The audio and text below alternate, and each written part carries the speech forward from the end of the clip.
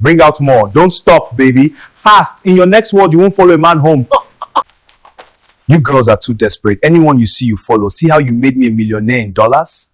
I only shared my problem with you. You deceived me. My God will judge you. Aha! Pause whatever you are doing and listen. Because some dangers don't look dangerous. Some evil wears perfume, smiles softly, and opens car doors for you. This story is for every university student who thinks it can't be me. The night Lydia Moore met Evan Blackwood, nobody warned her because there was nothing to warn her about. Evan was handsome in a clean, effortless way. Not loud, not arrogant. His smile was gentle, his voice calm, his suit perfectly fitted, like he belonged on billboards, not in nightclubs. The kind of man parents would trust and friends would envy. That night, Lydia wasn't looking for trouble. She was a second-year university student, drowning quietly. Tuition deadlines, hostel fees, the pressure to make it before time ran out. Her friends dragged her to the club, promising just music and laughter. Then Evan walked in. He didn't scan the room like other men. He didn't hunt. He simply noticed Lydia, like he'd been waiting for her. Their conversation flowed too easily. He laughed at her jokes, asked about her course, complimented her dreams, not her body. When she mentioned stress and money, he didn't flinch. He nodded, understandingly, like someone who had once struggled too. "Come home with me," he said later, gently. "You look like you need rest, not noise." That should have been strange. Instead, it felt safe. His house wasn't flashy. It was elegant, quiet, spotless, warm lighting. The kind of place that makes you relax your shoulders without realizing it.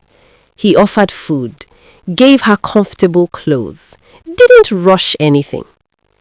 That was how Lydia let her guard down. That was how it always started. Later that night, Evan excused himself briefly and returned with items Lydia didn't understand. Small bottles, powders, charms arranged neatly like skincare products. He smiled when he saw her staring. "Just tradition," he said. "Helps with prosperity." Before she could question it, he touched her forehead lightly, whispering words that made the room feel colder. Something thick settled in her chest. She slept, or something like sleep. By morning, Lydia felt weak, dizzy, her throat burned. She rushed to the bathroom, and then money spilled from her mouth. Not coins, not scraps, bundled cash. She screamed. She tried to stop it. More came. Evan appeared instantly, calm, unbothered, almost proud. He gathered the money carefully, as if harvesting ripe fruit. "Good," he said softly. "You're working." That was when Lydia realized the truth. She wasn't a guest. She wasn't a lover. She was a source. Days passed. Lydia couldn't leave. The gates never opened for her. Every morning, like clockwork, the sickness came, and with it, more money. As her strength faded, Evan's wealth exploded. New luxury cars arrived, packages stacked up. His accounts overflowed.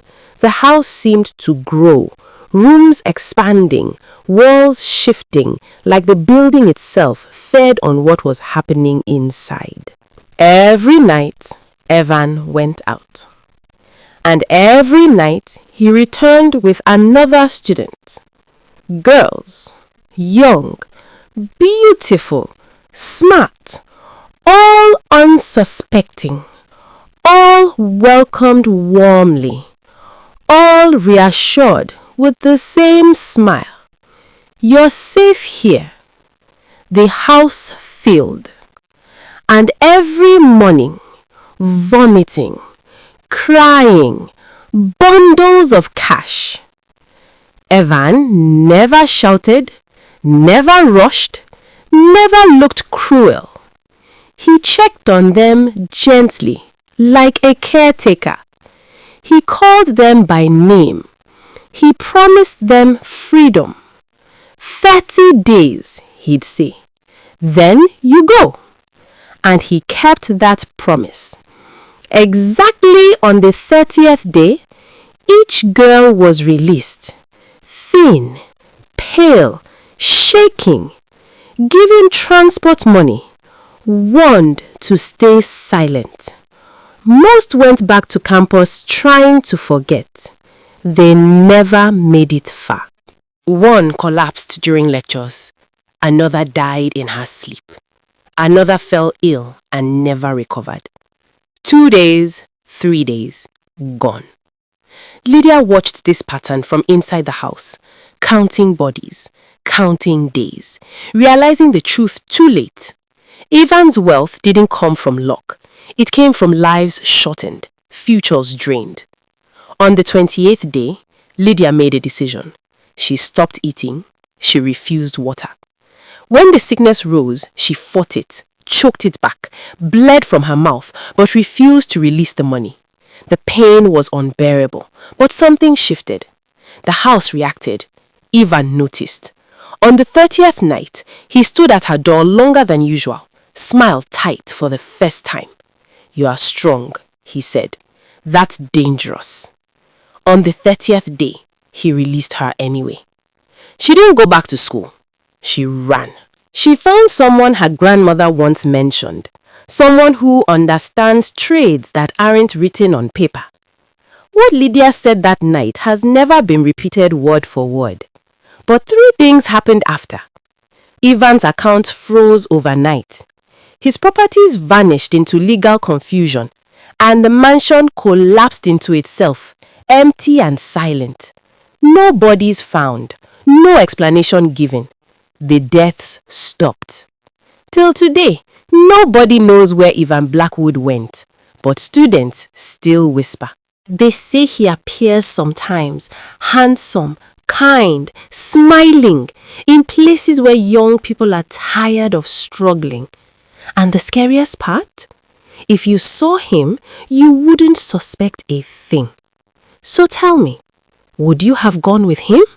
Do you think evil always looks evil? And how many people do you think ignore their instincts every single night? Drop your thoughts in the comments. Thank you so much for watching. Please subscribe to Tales by Uju.